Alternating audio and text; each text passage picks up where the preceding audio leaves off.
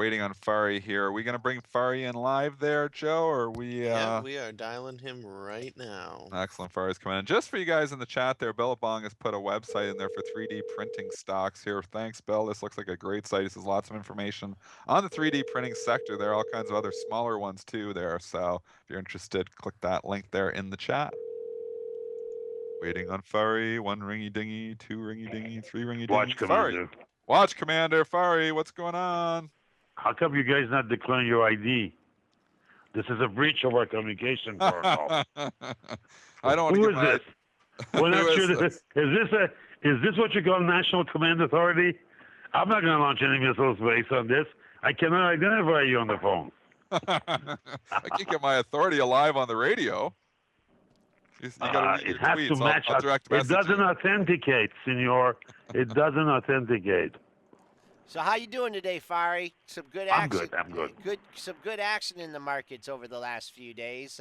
We had some balls. Yes, sir. What do you been keeping an eye on? Anything catch your fancy? Russell. The story of the day, both Monday and Tuesday, was Russell.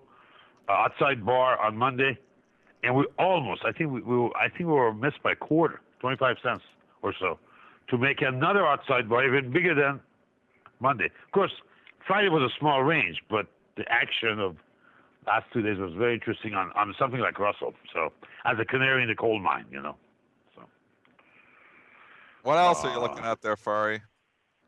a slightly bearish bias. I think we were down a little bit. I saw last was 6, I think. No, it's 3 now. Okay, it came back up a little bit. So we're gonna keep our bias a little bit of the downside. I was disturbed by the action Tesla got. It went beyond some of our parameters. So somebody doesn't like Tesla. I mean, they got really, really beaten up, relatively speaking, compared to, again, this is just digital signal processing. I don't know what the news is. I really don't care. I just worry about volume and price because that's what pays. And then, below 205, it came back, and now it's 216. Had a big day movement-wise, but wait a second. That includes Monday. Sorry, yeah, that includes Monday. How do you play that? Do you play that with a spread or something, or did you try it outright? How did you play it? First of all, let me say what I did, which was nothing. I just watched it. I did not play it at all. Why? Too much action on the futures. If I had 4 hands and 6 eyes, yeah, I could have done that. but I just, when you get involved with, and I had part of my issue Monday was I was trying to catch a piano. If you guys have done that recently, how painful that could get. I had a good signal on my screens I didn't pay attention to. Maybe I'm not back into the groove yet. Maybe I'm still taking California, trading-wise. And I missed that signal, and it got worse and worse and worse. I was trying to catch the upside on a buy, okay, at the levels that are intermediate. My OTF chart was not ready to give an upside signal. As a matter of fact, it was saying sell, sell, sell. And that's what I was missing. So I started on the wrong foot Monday morning. And then afternoon was okay, but I was negative for the day and another small size, okay? Yesterday was excellent, but yesterday I completely traded very, very short bursts. I had immediately, I would trade and go to no bias, trade, no bias, and reevaluate again. And that was very, very good. In futures, you're looking for nuggets. When you're trading like that, unfortunately, the last thing you want to think about is try to go out there and get an option spread up, And I felt bad for the option room, but when I'm under attack, so there's a propensity on my part that I may get them into trouble. It's like when you're flying lead for Blue Angels. If the number 1 goes down, all 4 will go down because they're all following each other so tightly.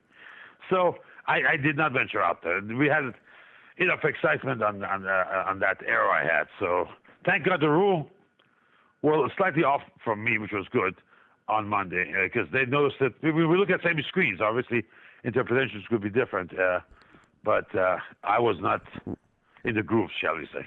So. Joel, I should have took that bet with you because we were talking before you came on there, Fari, and we were saying, what stock is Fari going to talk about first? And we both thought Joel was trying to sucker me in a bet, and he knew that you were interested in talking about Twitter, and then you haven't mentioned Twitter, so I would have won the bet, actually, if I would have taken him on it. We Uh, thought you'd talk about Twitter first. What are your thoughts on Twitter?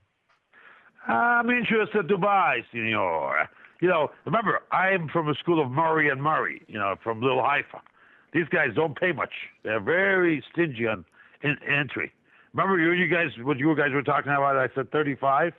Hey, I didn't know it Fari, was going to go to 34 something, right? Fari, you Well, I always don't know what mention was it. Murray. You always mention Murray and Murray, and I for our new people in there, could you just give us the reference on Murray and Murray? I learned most about business, not academic part, but practice, with the Persian Jewish community in LA, Los Angeles. And I lived in part of Beverly Hills, which was not the richest part of Jewish community because, it's a wrong, it's a myth to say all Jewish people are super rich. No, there are average people in there too. So I live in that area called Little Haifa, and I had a good friend who was half Jewish, Catholic, and I think mom was Catholic, the father was Jewish, Terry Engel, and he was a title officer. And he turned me on to this idea of Murray and Murray concept. And on Sunday, sometimes he would stop by, and because Saturdays everything was closed, everything was closed, but on Sabbath. Sundays were open. Sabbath. We would walk into the neighborhood, and sometimes he would haggle some of the merchants. And he says, just come on in. Your name is Murray, okay? Okay. I'm Murray, too. So we would go in as Murray and Murray, okay? And, oh, my God, I didn't know what to do. I was laughing so hard inside and keeping a straight face. I guess that's lesson one if you want to survive in La La Land, keep a straight face. But you're laughing your head off, and he's playing games with these guys, trying to get a discount from them on Sunday. Unbelievable. So the bottom line is, though, I learned a lot of good things. Very tough on cash. Very careful how you get in. Don't play things haphazard. And they have certain favorite things. For example, our Murray here in the stock market likes to get paid twice. Every time we've had a spread, option spread, that paid us to get in, this guy goes crazy. Like, can we get more of these? I mean, we have a couple of extra characters that act like that, and they are from Beverly Hills in LA. But for the purpose of keeping their identities private to themselves, we just call them Murrays. So we actually have a few Murrays here, especially in our option group and option members. And we got a couple of Murrays, and you can tell. I can almost tell who's going to say what in each email the moment a specific trade goes out. So welcome to Murray and Murray Show. Okay, back to Twitter. You said you're looking to buy. How you look? I mean, why are you buying it? The chart looks terrible. They broke down yesterday, had a rally. Is this just based on your Sigma channels? Is this based on just a little bit of a correction? What is your technical and fundamental reason for getting in this trade? Okay, very good question, sir. First of all, no fundamental. Okay, I don't have anything in that area because I'm not a fundy, and also I don't think there's any new news coming up. It'll be strictly until earnings. So I would say short term, first of all. Chart-wise, we have 3 sigma negative from the bottom. It hit it. It hit it hard on the daily. On the weekly, it hit negative 2 sigma, bouncing. That's usually a good area. Now, this specific, we can go further. We can go to negative 3 on weekly. Doesn't happen that often. This is specific stock has not done that yet. Well, life has started. We're plotting it. I'm looking at it right now. That's not gone past negative 2 sigma on a closing basis. Has not. Okay. So we're at a slightly higher than its low. You got very close to its low. Now on the OTF chart, where it looks for the large players, the low was put in. Let me give you a time. It's not the low price. It's the low was put in on 8:41 yesterday, Chicago time. Not the price low. Okay, not the price low. Okay, I'll tell you what the low there was. The big boys came in at 34.79. They did not come in at the very low. The low was 34.62. They came in at 34.79 at 8:41. The low was actually put in. Let's see. How do you determine Yeah, it was that? put in about 10 minutes earlier. Well, now you got to be going to volume to make that determination, correct? Are you watching the I- tape or are you watching the tape and you're looking for the institutional prints? I cannot comment on that. Sorry. We're trying to all, get into the secret it's sauce a here. prop. It's our. First of all, it took us 5 years to finish. It's our prop work. And there was a number of inputs. We had a number of people. Like one guy is an exchange officer. He really understands this stuff. And it is algo. I'll tell you what it is in the top down. It's a small algo I wrote for a trade station. We had to manipulate the pager trade station to show it. The x-axis, okay, is not time. Is that good? The x-axis is not time. It's not time-based. Actually, the x-axis is a function of y. So x is not an independent variable. Y is an independent variable, if you understand math. I mean, early math, early geometry. When you say which one is a variable, which is independent, which is dependent, it's inverted. And it looks for large players. Volume has a lot to do with it, yes. But it is the type of a volume we're looking for. I'll tell you why. And I'm going to leave it at that, because beyond that, I'm showing my hand, and I'm not going to do that. Okay. You never sell your crown jewels. Yeah. Yeah, good point. Good point there, Fari. I'll tell you why I like this chart. I think it was like the little capitulation bottom there yesterday. Everybody washed out there on a lot of stocks right off the bat. We saw the reversal in Bow. We saw the reversal in a lot of these former momentum stocks. And I think that was the reversal there in Twitter here too. And I'm looking at this thing that pulls back even a little bit today. I think we're going to get a 2-day move here. And it wouldn't surprise me if Twitter closes very strong. Now, my question is for you, why did the volume was so low yesterday compared to the day before? The volume on Twitter or the volume on the market? No, on Twitter. Yeah. If capitulation is correct, that concept. It's true. I know what you say. When you say capitulation, you want to see the big. It should be a high volume there, yeah, on a reversal day. Volume. It's a good point. It's a good Yeah, point. especially pattern-wise. If yesterday, okay, if Monday was the low, okay, it's a price action. I would buy that was the low. But the low was yesterday and lower volume. So I'm not saying we're done yet. Maybe this is a W, but I'm getting ready. When you guys were talking about what was it, 37, 38, and you were excited, I said, guys, check your teacup. I think you need more tea in there. Order one of those interns to give you some tea. We're early. Tea means take your time. Don't rush it. I think we're early. I didn't know we're going to have this kind of action. I don't know. Listen, at the end of the day, order flow is the king of this market. It's all a matter of order flow. And we can't predict that necessarily. We can guess.